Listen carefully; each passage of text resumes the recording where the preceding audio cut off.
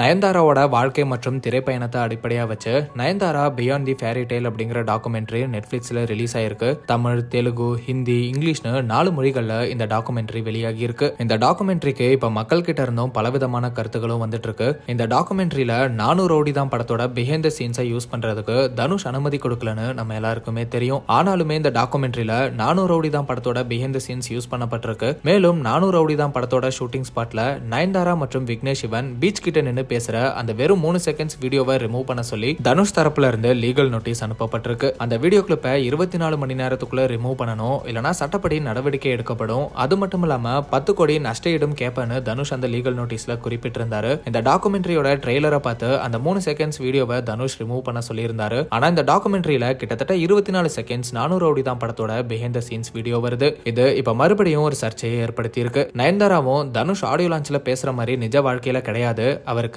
எங்க மேல வன்மம் இருக்கு, அதனாலதான் இப்படி பண்றாரு. இந்த டாக்குமெண்ட்ரியை பார்த்தாவது அடுத்தவங்க சந்தோஷத்துல எப்படி சந்தோஷப்படணும் அப்படிங்கறத தனுஷ் புரிஞ்சுக்கணும்னு நயன்தாரா தனுஷை கடுமையா தாக்கி பேசியிருந்தாங்க. ஆனா தனுஷ் தரப்புல இருந்து இதுக்கு எந்த பதிலும் வராத நிலையில இப்ப டாக்குமெண்ட்ரியில நானு ரவுடி தான் கிளிப்பை யூஸ் பண்ணதுக்கு தனுஷ் தரப்புல இருந்து சட்டப்படி நடவடிக்கை எடுக்கப்படுமா அப்படிங்கறதையெல்லாம் வெயிட் பண்ணி பார்க்கலாம். இது ஒரு பக்கம் இருக்க, நயன்தாரா இந்த டாக்குமெண்ட்ரியில நிறைய விஷயங்களை ஷேர் பண்ணிருக்காங்க. முக்கியமா அவங்க பாஸ்ட் ரிலேஷன்ஷிப்ல அவங்க பட்ட கஷ்டங்களை பத்தியும் முதல் முறையா பேசியிருக்காங்க.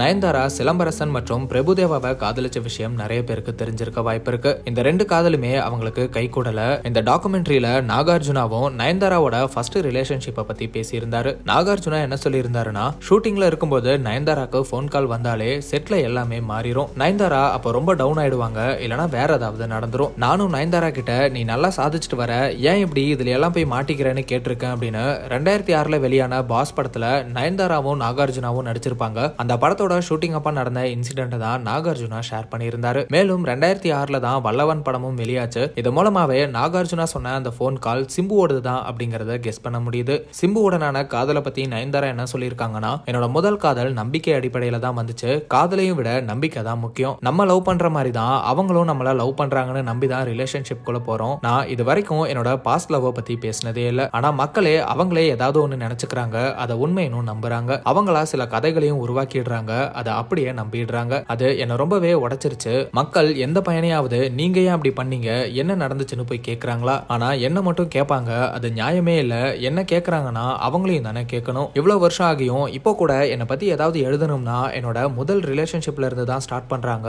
ஏதோ இந்த உலகத்துல நான் மட்டும் தான் லவ் பண்ண மாதிரியும் ரிலேஷன்ஷிப்ல இருந்த மாதிரியும் இது நியாயமே இல்ல அப்படின்னு ரொம்ப எமோஷனலா நயன்தாரா அவங்களோட முதல் காதலை பத்தி பேசியிருந்தாங்க. மேலும் 2011ல நயன்தாரா ஸ்ரீராமராஜ்யம் படத்துல நடிச்சப்போ நிறைய எதிர்ப்பு வந்துச்சு. அந்த படம் தான் நயன்தாராக்கு கடைசி படம்னும், அதுக்கப்புறம் அவங்க சினிமாவை விட்டு விலக போறதாகவும் தகவல் வெளியாச்சு. இப்ப இந்த டாக்குமெண்ட்ரியில சினிமாவை விட்டு விலக முடிவெடுத்ததுக்கான காரணத்தையும் முதல் முறையா நயன்தாரா சொல்லியிருக்காங்க. சினிமா தான் என்னோட வாழ்க்கைன்னு இருந்த அந்த சமயத்துல ஒருத்தர் சொன்னதுக்காக தான் நான் சினிமாவை விட்டு விலக முடிவெடுத்தேன். எனக்கு அப்ப என்ன முடிவெடுக்கிறதுன்னு தெரியல. திடீர்னு ஒரு நாள் நீ படம் நடிக்க கூடாதுன்னு சொல்லிட்டாங்க. எனக்கு கொடுக்கப்பட்ட ஒரே ஒரு ஆப்ஷன் அது மட்டும் தான். என்கிட்ட இருக்க ஒரே பழக்கம், யாராவது நல்லா பேசினா நான் உடனே அவங்கள கண்ணை மூடிட்டு நம்பிடுவேன். இப்போ யோசிச்சு பார்த்தாதான் அந்த சமயத்துல நமக்கு ஒண்ணுமே தெரியலன்னு புரியுது. அதுக்கப்புறம் தான் நான் 2 வருஷம் சினிமாக்கு பிரேக் விட்டேன். நிறைய பேர் அம்மாக்கு கால் பண்ணி இப்படி ஆயிருச்சு, சீக்கிரமே ஒரு கல்யாணம் பண்ணி வைங்கன்னு சொன்னாங்க. மேபி அவங்க என்னோட வாழ்க்கையில வரலனா என்னோட நேரம் வீணாகாம இருந்திருக்கும், ஆனா அது பரவாயில்ல அப்படின்னு நயன்தாரா சொல்லியிருக்காங்க. மேலும் நாகார்ஜுனா சார் ஒரு நாள் கால் பண்ணி என்னோட படத்துல நடிக்கிறீங்களான்னு கேட்டாரு.